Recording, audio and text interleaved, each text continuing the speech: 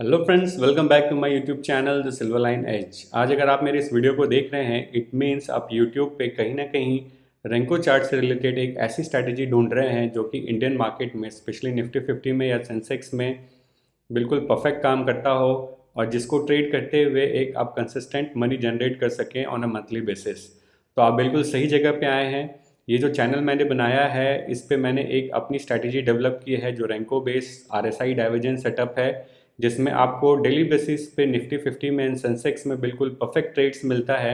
और आप आगे के वीडियो में समझेंगे कि कैसे हम इस सेटअप को ट्रेड कर सकते हैं, कैसे निफ्टी 50 में एंड सेंसेक्स में हम रैंकों में बॉक्स साइजेस को डिफाइन करते हुए बिल्कुल परफेक्ट एंट्री ले सकते हैं, जिसमें हमारे टारगेट्स भी बहुत क्लियर कट डिफाइन हो और हमारे स्टॉप लॉस भी बिल्कुल मिनिमल हो। सो आज है 12 फेब और जैसा कि मेरे कुछ व्यूअर्स ने मुझे पहले रिक्वेस्ट किया था कि ये Renko base RSI divergence setup live market में कैसा काम करता है, उस पर मैं एक वीडियो बनाऊं।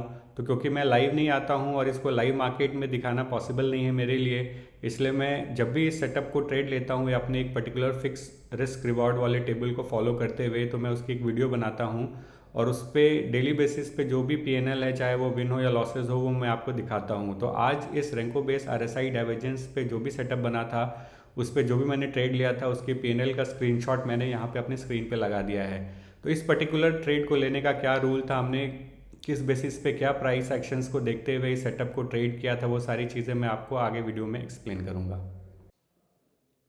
तो अगर आप भी मेरे इस रेंको बेस आरएसआई डाइवर्जेंस के सेटअप को समझना चाहते हैं जो कि निफ्टी 50 में एंड सेंसेक्स में बिल्कुल परफेक्ट काम करता है, तो आप इस वीडियो में बने रहें। मैं आपको क्विकली ये सारी चीज़ें एक्सप्लेन करूंगा, बट उससे पहले आप मेरा ये डिस्क्लेमर देखें और मैं मिलता हूँ आपको चार्ट्स पे। Welcome to the Silverline Edge. We utilize Renko charts and RSI divergence to master price action and navigate the markets with precision.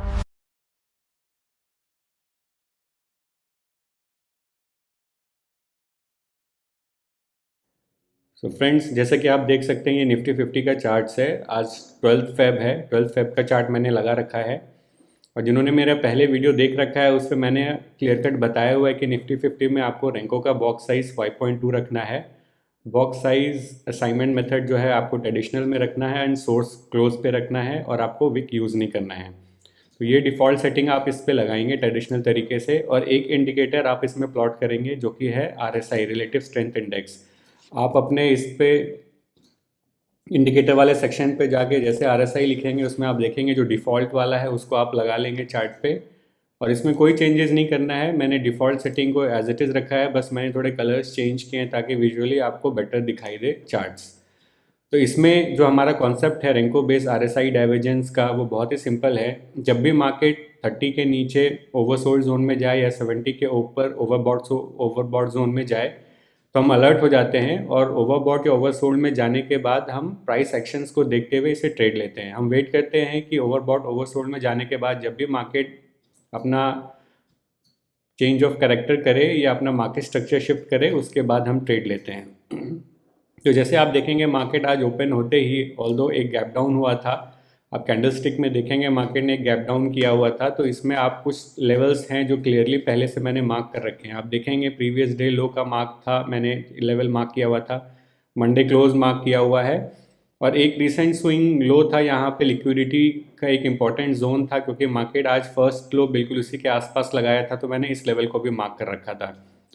First में आप देखेंगे मॉर्निंग में मार्केट यहाँ से इस लिक्विडिटी को बिना स्वीप किए हल ऊपर चला गया इतने से गैप को छोड़ करके। तो ये आप यहाँ पे देखेंगे एक ट्रेड तो बना था, बट ये ट्रेड में मैं बहुत कॉन्फिडेंट नहीं था क्योंकि मार्केट ने एक प्रॉपर लिक्विडिटी स्वीप नहीं की थी। ऑल्दो यहाँ पे आप देखेंगे मार्केट डाउन साइड जा रहा था, higher highs and lower lows बनाता हुआ जा रहा था।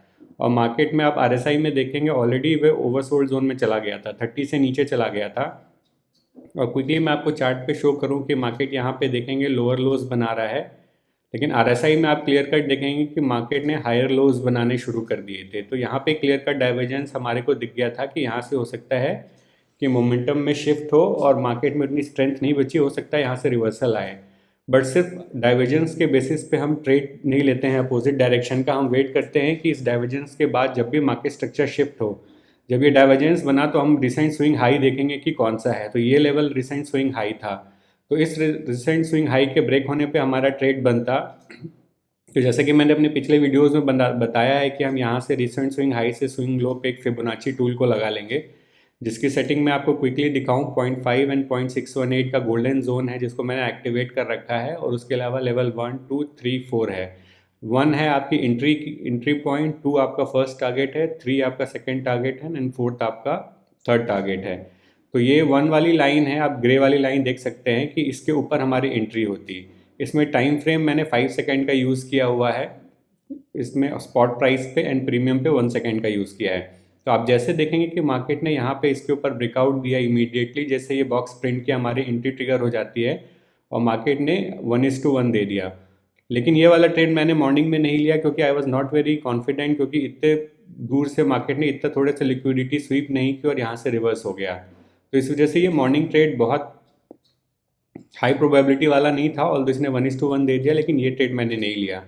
बट आप सेकेंड टाइम वापस से देखेंगे मार्केट ऊपर 70 के लेवल को टच नहीं किया और वहाँ से वापस से नीचे फॉल कर गया।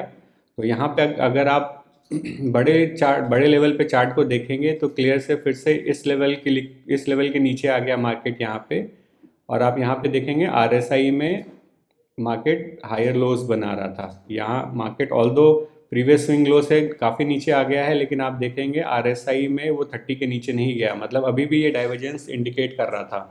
तो हम इस पॉइंट पे भी अलर्ट हो जाएंगे, और हम अपने इस पॉइंट के बाद अपने रिसेंट स्विंग हाई के ब्रेक होने का वेट करेंगे। ऑल्दो एक डबल बॉटम है, बट इस डबल बॉटम में हमने पहले भी सेटअप में मैंने बताया हुआ है कि हम 3 बॉक्स पुल बैक को ट्रेड नहीं करते हैं, तो हम मिनिमम 4 बॉक्स पुल बैक वाले ट्रेड्स को लेते हैं। तो यहाँ पे आप देखेंगे कि मार्केट ने यहाँ पे जैसे डाइवर्जेंस बनाया, हम अपने फिर से फिबोनाची टूल को रिसेंट स्विंग हाई से स्विंग लो पे लगा लेंगे, और हम वेट करेंगे 1:1 का। इस पॉइंट पे आपकी एंट्री होती है, और आप देखिए मार्केट ने एग्जैक्टली 1:1 टैप किया है। जो मैंने इनिशियल इंट्रो वाले सेक्शन में स्क्रीनशॉट लगा के दिखाया था, वो मैंने इसी ट्रेड को लिया था। यहाँ पे आप देखेंगे मार्केट ने भी एग्जैक्टली प्रीमियम पे 1:1 दिया है। ऑल्दो मैंने अपने पिछले वीडियोज़ में बताया है कि मैं नेक्स्ट एक्सपायरी की ट्रेड लेता हूँ, लेकिन इस बार नेक्स्ट एक्सपायरी की ट्रेड बिल्कुल स्पॉट प्राइस से सिंक होकर नहीं चल रही थी, और उसका प्राइस भी ज़्यादा था। तो आप यहाँ पे देखेंगे, यहाँ पे मार्केट ने अभी तक 1:1 नहीं दिया है, क्योंकि ये बिल्कुल सिंक होके नहीं चल रहा है स्पॉट प्राइस से। इसलिए मैंने करंट एक्सपायरी की डीप इन द मनी का चार्ट हमने लगाया हुआ था। आप देखेंगे कि मैंने जो प्रीमियम का चार्ट लगाया है 25,600 का कॉल लगाया है, जो कि जिसका डेल्टा भी अराउंड 0.65 के आसपास का है, और ये डीप इन द मनी है। तो इस पर आप देखेंगे कि ये बिल्कुल सेम स्पॉट प्राइस के हिसाब से सिंक होके चल रहा था। यहाँ पे भी इसने 4 बॉक्स पुल बैक दिया, यहाँ भी 4 बॉक्स पुल बैक था, तो ये बिल्कुल सिंक होके स्पॉट प्राइस से चल रहा था। इस वजह से मैंने इस प्रीमियम को चूज़ किया, और आप देखेंगे एग्जैक्टली मार्केट ने जब ब्रेकआउट स्पॉट प्राइस पे दिया, सेम आपका प्रीमियम पे भी ब्रेकआउट मिला, और इजीली इसने 1:1 दे दिया। क्विकली मैं आपके प्रीमियम के सेटिंग्स को दिखाऊं। यहाँ पे हम OHLC रखेंगे, हमने स्पॉट प्राइस पे क्लोजिंग बेसिस पे रखा था, लेकिन प्रीमियम पे हम इसे OHLC बेसिस पे रखेंगे। बॉक्स साइज़ हम ट्रेडिशनल यूज़ करेंगे, और इसका बॉक्स साइज़ हम 3.38 रखेंगे। ये बिल्कुल हमारे स्पॉट प्राइस पे हमने 5.2 का बॉक्स साइज़ रखा है, तो ये इसका 0.65 है डेल्टा, तो ये 3.38 का बॉक्स साइज़ हमने लगाया हुआ। तो ये बिल्कुल spot price and premium sync होके चलेंगे। और टाइम फ्रेम मैंने प्रीमियम पे 1 सेकेंड का चूज़ किया हुआ, आप देख सकते हैं यहाँ पे। तो इस वजह से हमने OHLC और 1 सेकेंड रखा है, क्योंकि हम प्रीमियम पे मैक्सिमम पॉइंट्स को कैप्चर करना चाहते हैं। इस वजह से हमने ये सारी सेटिंग में OHLC को भी ऑन कर रखा है, और सबसे मिनिमम टाइम फ्रेम यूज़ किया हुआ है। तो आप देखेंगे क्लियर कट मार्केट ने बिल्कुल एग्जैक्टली 1:1 दिया है आज के इस सेटअप में, और हमारे को बिल्कुल परफेक्ट 1:1 पे मैंने अपनी सारी पोजीशन एग्जिट कर दी, क्योंकि मार्केट आज बहुत ही ज़्यादा साइडवेज है। आप देख सकते हैं कि नेक्स्ट एक्सपायरी वाले प्रीमियम पे तो आपको बिल्कुल कुछ भी पॉइंट्स नहीं मिल रहे हैं। तो इसलिए मैंने आज कोई रिस्क नहीं लिया, क्योंकि मार्केट बहुत ही ज़्यादा स्लो है, इसलिए मैंने अपनी सारी क्वांटिटी जो है आज इस 1:1 पे एग्जिट कर दी। सिमिलरली अगर मैं आपको 11th फेब का सेटअप दिखाऊं, तो ये आप देख सकते हैं सेम निफ्टी 50 का चार्ट मैंने लगा रखा है, और ये 11th फेब का है। यहाँ पे भी आप देखेंगे मार्केट ओपन होने के बाद यहाँ पे ऑल्दो आपको दिखेगा कि मार्केट ओवरसोल्ड जोन में नहीं गया था, लेकिन आप सेंसेक्स पे देखेंगे, यहाँ पे अगर आप इस RSI की रीडिंग को चेक करेंगे तो मार्केट सेंसेक्स के चार्ट में ऑलरेडी 30 के नीचे आ गया था। तो ये हमारा सेटअप वैलिड सेटअप था, क्योंकि अगर सेंसेक्स में इस जोन के नीचे आ गया है तो आप ट्रेड ले सकते हैं इसको। और स्पेशली अगर मैं आपको 1 मिनट के टाइम फ्रेम पे कल का अगर चार्ट आपको दिखाऊं 11th का, तो यहाँ पे अगर आप देखेंगे इस पॉइंट पे, तो मार्केट देखेंगे first time 1 minute time frame पे ऑलरेडी 30 के नीचे जा चुका था और उसके बाद उसने इस लेवल की लिक्विडिटी स्वीप करने के लिए वापस नीचे आया और उसके बाद रिवर्स किया। तो कैंडलस्टिक के चार्ट को भी देखते हुए आप देख सकते थे कि मार्केट निफ्टी 50 में भी एक बार ओवरसोल्ड जोन के नीचे आया था, तो हमारा ये सेटअप बिल्कुल एक्टिवेट होता। और आप देख सकते हैं कि यहाँ पे मार्केट लोअर लोज बना रहा था, लेकिन RSI में ऑलरेडी मार्केट ने हायर लोज बनाने शुरू कर दिए थे। तो इस सेटअप के हिसाब से जैसे ही आपको डाइवर्जेंस इंडिकेट होगा, आपको पता है कि आप अपनी फिबोनाची टूल को रिसेंट स्विंग हाई से स्विंग लो पे लगा लेंगे और इस बॉक्स के प्रिंट के बाद आपकी एंट्री हो जाएगी 1:1। आपको मिनिमम टारगेट लेना है और इस केस में 1:2 टारगेट भी अचीव हो गया। तो 11 फेब को आप देखेंगे कि मार्केट ने सिर्फ हमारे को एक ही सेटअप दिया, क्योंकि मार्केट एक्सट्रीमली साइडवेज था। तो हमारे को 11 फेब को सिर्फ एक सेटअप मिला, जो कि हमारे को इसने क्लियरली 1:1 तो मिनिमम दिया ही। अगर आप अपनी क्वांटिटीज़ को और होल्ड करते तो इसने 1:2 भी दिया था। तो अगेन मैं अगर आपको 10 फेब का चार्ट दिखाऊं तो सिमिलरली निफ्टी 50 में आप देखेंगे कि मार्केट ओपन होते ही हायर हाइज बना रहा था एंड हायर लोज बना था और मार्केट ऊपर जा रहा था। अगर आप ऑब्जर्व करेंगे तो मार्केट ने एक बार भी अपने रिसेंट स्विंग लो को कभी ब्रेक नहीं किया और मार्केट मॉर्निंग में ही अगर आप टाइम ऑब्जर्व करेंगे 9:16 पे ये ओवरबॉट जोन में चला गया था। तो हम अलर्ट हो गए थे कि एक बार भी अगर ओवरबॉट जोन में जाने के बाद मार्केट अपने रिसेंट स्विंग लो को ब्रेक करता है RSI डाइवर्जेंस बना के, तो हमारी एंट्री ट्रिगर हो जाएगी। तो आप क्विकली एक लाइन ड्रॉ करके रिसेंट स्विंग लो के ब्रेक होने का वेट करेंगे। तो आप यहाँ पे देखेंगे इस पॉइंट तक मार्केट ने अपने रिसेंट स्विंग लो को ब्रेक नहीं किया था। जब मार्केट इस जगह पे कंसोलिडेट कर रहा था तो इस स्विंग लो या इस स्विंग लो को हम वैलिड नहीं मानेंगे, क्योंकि हायर हाइज बनाने के बाद हम उसके रिसेंट स्विंग लो को कंसिडर करते हैं। मार्केट आप देखेंगे इस पॉइंट पे इस हाई को ब्रेक नहीं किया था, तो इसलिए ये दोनों लो इनवैलिड हैं, तो इस लो को हम कंसिडर नहीं करेंगे। फिर हम मार्केट देखेंगे कि वापस से जब ऊपर गया तो उसने इस हाई को अगेन ब्रेक किया, तो हमारे इसके इस लेवल को ब्रेक करने के बाद हमारा रिसेंट स्विंग लो ये बनता है। तो यहाँ पे हमारी एंट्री ट्रिगर हो जाती है अगर इस लो को मार्केट कभी भी ब्रेक करता। तो आप देख सकते हैं कि मार्केट यहाँ से हाई बनाने के बाद यहाँ पे इस पॉइंट पे आकर के मार्केट ने अपने रिसेंट स्विंग लो को ब्रेक किया। तो अगर हम अपने फिबोनाची टूल को यहाँ रिसेंट स्विंग लो से स्विंग हाई पे लगाएंगे तो आप क्लियर देख सकते हैं कि आपकी एंट्री इस पॉइंट पे होती। यहाँ पे आप एंटर करते और आपका फर्स्ट टारगेट होता 1:1 का। यहाँ पे आपको 1:2 नहीं मिला, तो इसलिए इस RSI डाइवर्जेंस जो रेंको बेस्ड चार्ट में मैंने डेवलप किया हुआ है, इसकी maximum probability and maximum winning ratio अगर आप अचीव करना चाहते हैं तो आप अपने मैक्सिमम क्वांटिटीज़ को 1:1 पे बुक करें। तो यहाँ पे आप देखेंगे कि इतने साइडवेज मार्केट में भी मार्केट ने हमारे को 1:1 10 फेब को दिया। सिमिलरली अगर मैं आपको 9 फेब का बताऊं, 9 फेब में मार्केट ने कोई भी हमारे को सेटअप नहीं दिया था। आप देखेंगे मार्केट ओपन होते ही हाई बनाने के बाद एक लेवल एक जोन में ही कंसोलिडेट करता रहा, क्योंकि इसका लो काफ़ी नीचे था। तो मार्केट ने अपने लो को कभी ब्रेक नहीं किया और जब भी इस मार्केट ने दोबारा से अपने इस हाई को ब्रेक किया तो उसके बाद पूरे दिन में मार्केट ने अपने कभी रिसेंट स्विंग लो को ब्रेक ही नहीं किया। आप यहाँ पे चेक करेंगे तो मार्केट इस लो को कभी ब्रेक नहीं किया इस लेवल के ऊपर जाने के बाद, और मार्केट पूरे दिन इस रेंज में कंसोलिडेट करके क्लोज हो गया। तो इस दिन हमारे को मंडे को कोई सेटअप नहीं मिला था 9 फेब को।